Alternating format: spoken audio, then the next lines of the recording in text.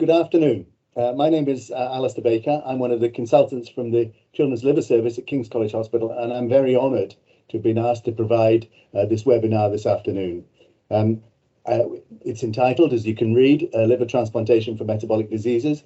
And what I've tried to do is throw the net fairly widely about experience in liver transplantation of all sorts for metabolic diseases. And then I've coloured it a little bit in terms of our own institutional experience to try and ground it in what we do in practice. I'd be very pleased for people to interrupt if I'm speaking too quickly or too slowly, or if they think I'm wrong or unclear. Please, I don't mind interruptions at all. I'm sure I can cope with that. So I always start with a definition. It's good to be clear about what you're going to talk about. So the definition of an inborn error of metabolism, I fetched from Medline, and it's described as a large class of genetic diseases involving congenital disorders of enzyme activities. And mostly they are due to defects of single genes, but you'll notice amongst some of the things I'm going to talk about later, that's not always the case. The idea is that the genes code for enzymes that facilitate conversion of various substrates into products. And with this, they've coined the concept of enzymopathy, a problem with enzymes. So we can think about the metabolic consequences of inborn errors in terms of the liver. And so we can think about the liver disease being caused by a hepatotoxic product. Or we can think about a problem of an enzyme inside the liver causing problems outside the liver, or we can have a deficiency of an essential product somewhere. Taking that one step further, we can say that perhaps some of these conditions will be associated with or cause cirrhosis, and indeed they do. Also, it's possible that the defect doesn't cause liver disease of itself, but the defective gene product is effectively entirely confined to the liver. So there are extrahepatic consequences, but not a liver disease. And the third possibility is that the gene product is distributed throughout the body, but with a clinically significant proportion in the liver, such that transplantation prevents or ameliorates the phenotype. And in that case, sometimes, particularly around crises, one could think of the liver as being a transplanted liver as being a buffer to the phenotype of the disease. And there's also the possibility of auxiliary transplantation, and that might or might not be possible in a situation of 2 or 3. So this is just to summarize some of the majority of the presentations from a hepatological point of view in infants and children, so that they may develop with neurological features, including encephalopathy, episodes of collapse with hypoglycemia or plus or minus ketones, lactic acidosis. They may present with acute liver failure, recurrent, or severe or mild transaminitis, cryptogenic liver disease of all sorts, cholestatic disorders, fatty liver may be associated, and then there may be other extrahepatic manifestations like dysmorphism, cataract, myopathy, etc., etc. Now, the most common genetic disease that we encounter in Europe, certainly Northern Europe, and probably the United States, is alpha-1 antitrypsin deficiency, and it's not that uncommon, but to progress to cirrhosis is less common, for example, than biliary atresia as a benchmark. I know of a literature from here, but some years back, of the outcome of alpha-1 antitrypsin deficiency after transplantation, and on the whole, it's good. And I've illustrated it with 2 series which are not from here. The first one is an adult series where you can see that a proportion of patients with SZ and MZ were also transplanted, probably with association with other liver diseases. But the results in all of these different phenotypes is good, right the way up to 10 years. Another series, which did include children, showed excellent survivals right up to 20 years for liver transplantation. So this is really, although it's a metabolic liver disease, it's a cirrhotic liver disease and behaves like one. There are some other manifestations around nephropathy which have been described, but they're pretty uncommon and not of great significance. So this kind of grounds us in chronic liver disease as a metabolic liver disease, or vice versa. Wilson disease is definitely a metabolic disease of copper metabolism. We're all familiar with it. We see it often in older children, adolescents, and young adults. associated with jaundice, often anemia, and low ceruloplasmin, and abnormalities of copper metabolism with copper overload can be demonstrated. Now, this particular work does come from King's, and you can see the table. It is a scoring system for Wilson disease, and a score of 11 strongly suggests the need for emergency transplantation, while 9 to 11 is ambiguous, and you can use sequential or daily scores to decide whether the patient's on the whole responding to treatment or on the whole not responding to treatment and moving towards transplantation. However, there are important patients who do not have liver disease or have very little liver disease, certainly not enough to warrant transplantation, but have very significant and progressive neuropathic disease despite optimal treatment, chelation treatment usually. And here are two descriptions, one of a 19-year-old male who was not doing well neurologically from the point of view of his Wilson disease despite good treatment, and transplantation was adopted, and the patient did well. There was significant CNS improvement radiologically and functionally, and the KF rings were almost resolved during follow-up. However, in another series of 37 patients who were, again, young adults mostly, with neuropsychiatric signs and trivial or very minor liver disease, they did well on the whole with respect to the liver, but those who had significant pre-existing neurological problems, particularly those that didn't fully improve, tended to have a worse outcome, possibly because of difficulty with adherence to their treatment. I'll move on now to some various organic acidemias, which I think we all think of very much as being metabolic diseases par excellence, and some of them come to transplant. And I think that the situation for transplanting these conditions has changed quite a lot in the last 10 years. And I'll come on to the reasons why I think that might be. First of all, Propionic acidemia is a condition which has a number of different potential mutations resulting in defective propionyl-CoA carboxylase. And the patients present with crises from birth, although some later, and the treatment is conventionally a low-protein diet, L-carnitine and antibiotics to avoid crises. And a proportion of these patients, and perhaps the proportion is increasing, benefit from liver transplantation. It means that their diet can be more nearly normal. It means that their medication requirements are less. It means that they have less crises or perhaps no crises at all. However, these patients are difficult to transplant. As you can see here, here's a big series of 115 patients who about 10% of whom had cardiomyopathy, which is a problem for transplantation, as you will know. Hepatic artery thrombosis appeared to be very high in proportion, possibly because of hemodynamic changes. Viral and other infections are more frequent in propionic acidemia. We have adopted an anabolic protocol with insulin and dextrose in most metabolic conditions, actually, to make them anabolic during the period of transplantation, in the hope that they don't become too catabolic and trigger a metabolic crisis of the condition during the transplant procedure or soon after, because that has a very bad prognosis. There remains a debate with respect to propionic acidemia whether this really represents a cure. And I think since it's a whole body condition to some extent, and it has an underlying immune dysregulation, it's not a cure. It's more of a buffer to crises and in favour of a more normal life. The comparable or similar condition, methyl-malonic acidemia, it comes about through a number of possible different mutations, of which MMUT for methyl-malonic CoA mutase is the most frequent genotype. Some patients are B12 sensitive, in other words, it upregulates the enzyme. There are early neonatal onset types and later onset types, and the neonatal ones particularly are at risk of CNS injury with hyperammonemic crises. They also have progressive renal dysfunction. The liver disease is not usually very bad, with mild degree or low levels of fatty liver, and the treatment consists usually of low protein diet and ammonia scavenging treatments. The problem is that the renal disease progresses.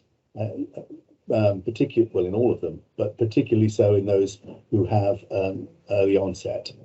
And so the problem is to try to get liver transplantation before renal transplantation is necessary. In other words, avoiding a combined transplant.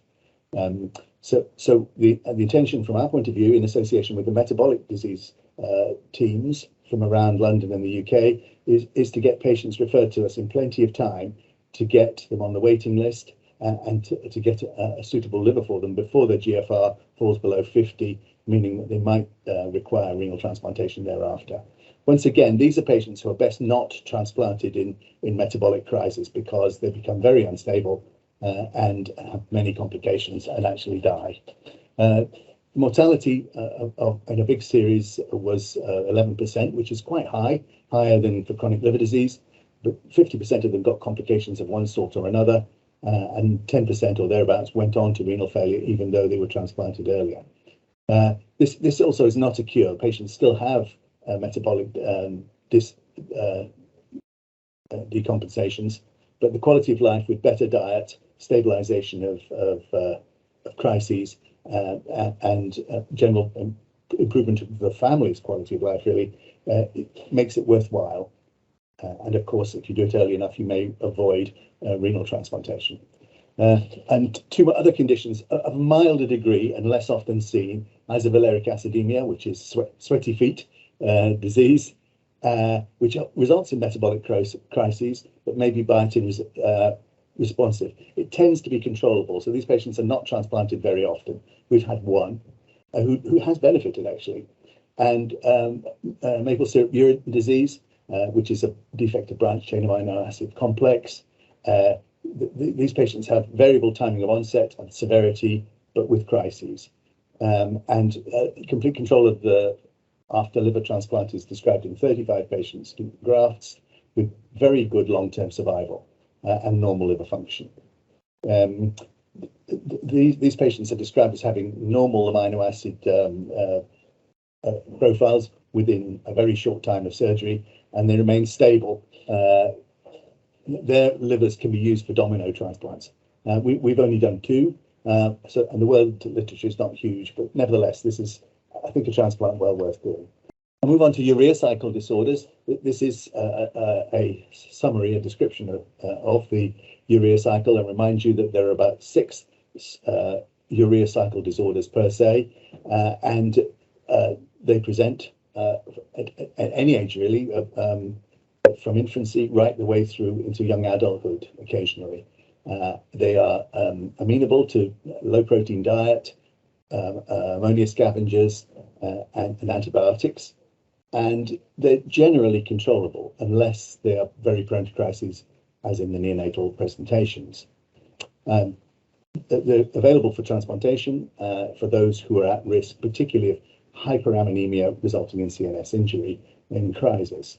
And there are some other urea cycle disorders which are carrier defects, where the role of liver transplantation is less clear, partly because the conditions are rarer and less well defined, but they are HHH syndrome, mitochondrial glutamate carrier deficiency, which is citrin deficiency, and lysine protein intolerance. And it seems to be that HHH and citrin deficiency respond well to liver transplantation, but lysine protein intolerance does not. However, citrin deficiency can get better, and an HH defect can be very stable for years. So the role of liver transplantation versus conservative management is not clarified yet, and probably it's very much on either the phenotype of an individual patient, or we're going to find gene markers which say who are going to do well and who are going to do badly. So here are some results of considering liver transplantation for urea cycle disorders and organic acidemia. And the table on the left is the list of the urea cycle disorders. There have been 186 patients, and on the right, organic acidemias, again, the list of the various conditions, making 137 patients. And what they found was that the survival was very good throughout. In fact, it was as good as biliary atresia.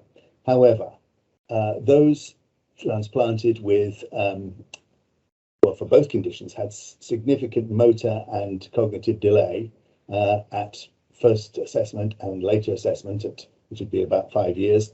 And that applied both to organic acidemias and urea cycle defects. The one which was rather better only had developmental delay and motor delay in 22% and 7%. So that was, which was better. But nevertheless, across the board, these patients have very significant developmental problems. And probably that's an indication that we should be transplanting them if we're going to at an earlier stage before these episodes have set in.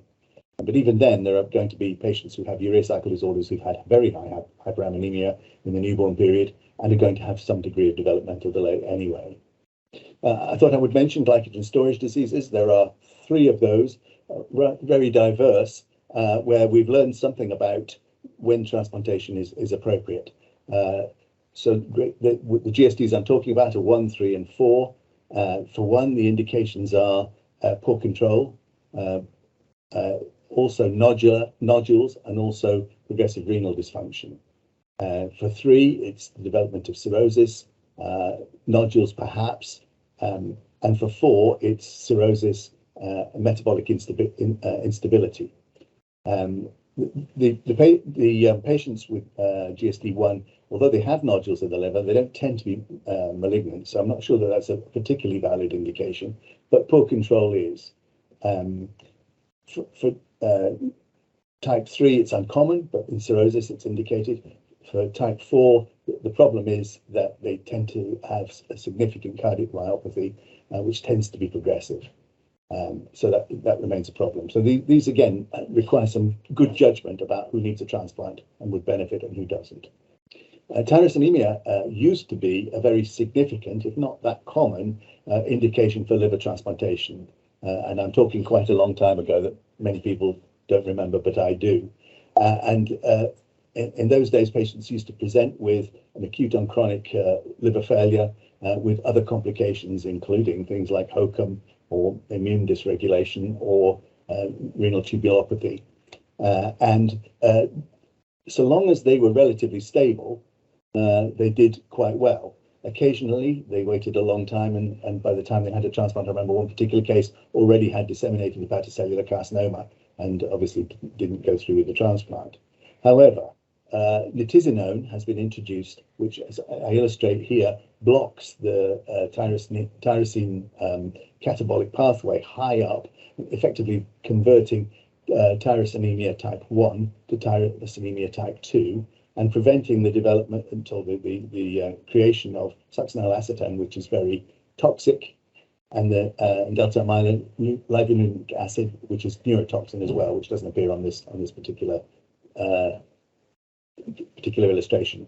So nitisinone effectively blocks the development of significant liver disease and mostly hepatocellular carcinoma and other complications. And as a result, we very rarely are required to undertake liver transplantation for tyrosinemia. And the indications, I think, have changed to, first of all, failure of treatment with nitisinone, which really is failure to clear the jaundice in the first few weeks after institution of the condition. And secondly, the problems of premalignant nodules on MRI, or evidence of malignancy developing in nodules despite nitisinone treatment.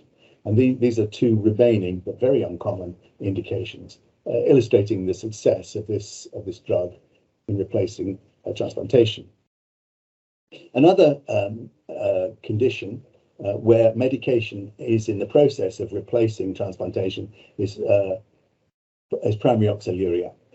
In the past, and we've written this up, as others have, we've shown that if you can get a liver transplant, even though the liver doesn't have any illness, any liver disease, if you can get a transplant before the GFR is less than 50, you can avoid a renal transplant, which obviously is more difficult to do, or you need a combined transplant.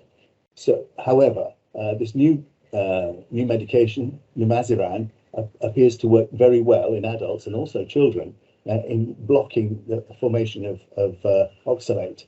And as you can see here, amongst children more than 6 years of age, the vast majority achieve normal or near normal oxalate after a few months, and even children under 6 years also have an improvement, resolution really, of their levels of hyperoxaluria. And as a result of that, we haven't seen referred to as a case of primary oxaluria for liver transplantation for well over 2 years. And finally, another situation where there is some doubt about the application of liver transplantation versus medications. So this erythropoetic Proto Porphyria is a deficiency of ferrous chelatase in the bone marrow, but there's also an X-linked Protoporphyria, which is a similar disease by a slightly different enzyme, but with very similar phenotype. And the major features here are severe photosensitivity, a cholestatic liver disease, and the formation of gallstones. And the treatment isn't a direct treatment of the enzyme abnormality, but it's the blocking of the photosensitivity with a synthetic alpha melanocyte stimulating hormone drug, and this appears to improve the situation very considerably, possibly avoiding liver transplantation in a proportion who have liver disease. However, those who do have transplants and continue in their same lifestyle tend to get recurrent liver disease to about 3/4 of them by 7 years, and a proportion will need retransplanting. So the role of liver transplantation is a bit more tenuous here than in some other metabolic diseases. So in summary, here's a paper describing a variety of different metabolic diseases in pediatric patients, and the 5 and 20-year survival was 89% and 77%, which is excellent, given that these patients were transplanted in the past when the indications were more stringent, or available, or the predisposition towards liver transplantation was less. And the pediatric results were superior to the adults and comparable with other indications for pediatric liver transplant. And I always think of biliary atresia as being the primary example. However, the point that they made was those transplanted children with metabolic diseases will have a significant number amongst them who have developmental delay and have therefore long-term developmental needs with associated effects on quality of life. But nevertheless, the quality of life is generally quite a lot better after transplantation than it is with just the metabolic disease untransplanted. In the past, we wouldn't have called PFIC1 a metabolic disease. But I think as time goes by and it becomes clear what the genetics is and what the metabolic mechanism is, it's fair to say this is the equivalent of a genetic and enzyme deficiency as an inborn error of metabolism was defined at the beginning of this description. However, we know that the PFIC1 in particular is very difficult to undertake liver transplantation on. The diarrhea, which is seen periodically before transplantation, often gets much worse. There's no effect on physical growth, and we have some very small children that Anil Darwan calls bonsai children, which is a reasonable description, but and they're also prone to post-transplant steatohepatitis and graft dysfunction. So liver transplantation for PFIC1 is certainly not curative. Our own experience is that the majority of patients get steatohepatitis with fibrosis, and here's an example from some histology, and that's generally associated with this chronic persistent diarrhea. It's not clear exactly what the pathogenesis is, but it may well be that it's related to an increased bile acid pool but failure of reabsorption in the intestine because the disease is there too. It may be that more severe types are associated with certain mutations. Various things have been tried, including cholestyramine, clofibrate, etc., to try and reduce the diarrhea, but it hasn't really been successful. And the liver disease does progress, requiring retransplantation in some cases. Our experience includes attempts with a multivisceral transplant, which really didn't work at all. Pancreatic enzyme supplementation hasn't been all that helpful. More recently, a good description of improvement by external biliary diversion post-transplant has opened our eyes to this possibility, and it appears also that IBAT inhibitors are promising in possibly avoiding external biliary diversion and improving the fatty liver and diarrhea. So I'd like to move on to mitochondrial diseases. Historically, we define these in terms of the histology of muscles and respiratory chain function and some DNA markers. Latterly, we've moved on more towards mitochondrial and somatic DNA abnormalities to predict these diseases. We have a biggish series over a number of years who presented with acute liver failure, liver dysfunction, and jaundice and organomegaly in a very small number. And they presented in the first year of life most often. Many of them had extrahepatic involvement in one form or another, neurological in particular, but anemia, enteropathies, nephropathies, and diabetes, antibody negative, were seen in the majority of these patients. Our outcomes were based on the idea of supportive treatment as a priority and transplantation only in extremis. And you can see that still more than 50% of our patients overall died. The age at presentation for deaths was a little bit higher, but I don't think that's significant. And our follow-up was about 5 years for those who survived on average, but much longer in a small number. But the deaths were all within a number of months. So we transplanted 3 patients, and one suffered neurological death 10 months after transplant. One has remained stable more than 3 years after surgery, and one who had liver transplant in infancy because she had the same syndrome as a sibling who had died, has done well, except she's developed myoclonic epilepsy. But otherwise, in terms of neurodevelopment and her liver, she's doing well. Our policy has been that we should offer liver transplantation only for patients with mitochondrial disorders where there is no evidence at all of neurological involvement. And whether or not that's too harsh, it's a matter for debate, but that's what we have done. Amongst other mitochondrial diseases, I thought I would just mention one which we have not transplanted, but I think it's worth thinking about. So this is MINGI, which is mitochondrial neurointestinal encephalomyopathy. So it's a rare multisystem disorder which results in ophthalmoplegia and gastrointestinal dysmotility. And it's associated with dramatically decreased plasma nucleoside levels. And liver transplantation has been used to try and improve these patients. And it normalizes the thymidine levels, which are a marker of the severity of the disease.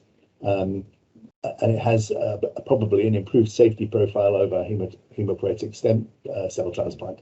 However, it doesn't improve gastrointestinal motility or the failure to put on weight. I'd like to move on to now something which is a bit more contentious. I've used the genetics of what's now called metabolic associated fatty liver disease to argue the case that because we have abnormal or different enzymic function, metabolic function, therefore, in a subgroup of the population who develop a liver disease, we should argue that, and because of the name also, that metabolic syndrome is, if you like, a metabolic liver disease. And in association with it, there is fatty liver, as you know, particularly in association with obesity. And the more variants of these genes, so it's polygenic, the more variants of these genes the person has, the more likely are to accumulate fat in the liver. Children are the same as adults. And interestingly, these genes are the same ones that one sees in alcoholic liver disease. So here we have a condition which is a progressive liver disease in children associated with genes. And of course, the substrate, the dietary substrate of fat or high carbohydrate diet is of significance too. So I found 2 series of liver transplantation for non-alcoholic steatohepatitis or metabolic associated fatty liver disease. This is UNOS data, 330 adults and children in one series, and with a mean BMI of 33.6. But remember, the BMI tends to fall off as the patients get cirrhosis. But 14 of those 330, it's about, what, 5%, were children or under 18 years of age. And the median follow-up was nearly 4 years, and overall 30% died. Another series, 38 were retransplanted, 13 of those for NASH complications. So it appears that the outcome of retransplantation is worse for NASH cirrhosis than other liver diseases, and the complications of metabolic syndrome are similar to the complications of immunosuppression. So this is a group of patients who have liver disease, who develop cirrhosis and hepatocellular carcinoma with metabolic causes, and they don't do well. And I think it's worth thinking about the fact that what is the role of transplantation here, and would it not be better to avoid this sort of liver disease in the first place? Next slide, please. I'd like to talk a little bit about auxiliary liver transplantation, which we and others have developed for acute liver failure, but also for some metabolic diseases. And this illustrates how in Crigler Najjar type 1, it's possible to remove a piece of the left lobe or left lateral segment and replace it with a graft and plumb it, as it were, in parallel with native liver, which is retained. And the argument for retaining the native liver is the possibility of gene therapy in future and allowing the graft to atrophy at that time, which works well in the context of auxiliary transplantation for acute liver failure, but its role in metabolic diseases is less clear. It appears that it's necessary to be able to, you have to choose a disease where you can get by with only a few percentage, maybe 5 to 20% of the liver is functioning in terms of the enzyme you're trying to replace, and it doesn't matter that a certain amount of the portal blood is shunted through the native liver. And Crigler Najjar does conform to this phenomenon. The gun rat only has about 5% only needs about 5% of enzyme activity to avoid hyperbilirubinemia. The problem with auxiliary transplantation is the fact that each time one gets some graft dysfunction, for example, related to rejection, then the graft tends to atrophy and the native liver hypertrophies to compensate for it. So little by little, with graft dysfunction, one loses the transplant. And meanwhile, it's actually very difficult to monitor the transplant because transaminases don't go up very much because they tend to be mopped up by the native liver. So at the end of the day, one can only monitor the situation through biopsies, liver volume or liver function using a HIDA scan, as illustrated here, or the total bilirubin, which was the thing one's trying to treat in Crigler Najjar type 1. This is to some extent fallen out of favor with us because the benefits in terms of gene therapy don't seem to be imminent, and therefore it's very difficult to put the patients through the extra monitoring when the original promise isn't ready yet. However, hepatocyte transplantation is still continued here and elsewhere, and there have been, at least when this information became available, approaching 120 clinical hepatocyte transplants, of which nearly half were used for treatment of metabolic defects. New slide, please. And here, this is for urea cycle defects. One series comes from this institution, various others from around the world, including a number of places in Europe, and with results which are not a long-term solution, really. One case of the OTC deficiency was controlled, in our experience, for 6 months, going on to liver transplantation. Some others, after a number of months, went on to whole organ liver transplantation. So the argument is that perhaps you can get the patient to grow a bit and get a bigger organ, or at least buy some time and stability for easier transplantation. But it doesn't seem to be a long-term solution. And similarly, for Crigler Najjar syndrome, where the time is bought, hyperbilirubinemia is controlled for a matter of months, sometimes longer. But nevertheless, in the long term, it's not clear that this is an absolute solution. There are some other metabolic indications, again, with hepatocyte transplantation, including hypercholesterolemia, factor 7 deficiency, which actually worked well for 6 months for 2 patients in our experience. No benefit in PFIC, and some other conditions as well, where improvements have been shown, but it doesn't seem yet that we can maintain it indefinitely. And finally, GSD, some improved control, hyperoxaluria. I don't think that's going to be required if this drug works well, and PKU, some considerable improvement described from Europe. So, for inborn errors of metabolism, what have we learned? Well, inborn errors of metabolism generally do pretty well at liver transplantation, especially for quality of life, and the indications as a result of that, and the numbers being transplanted are increasing steadily. That's our experience and experience from everywhere else, I think. Secondly, it's better to avoid transplant during metabolic crisis because the process of transplantation makes the patient very catabolic in any case, and metabolic crises can result in further neurological injury or multi-system failure.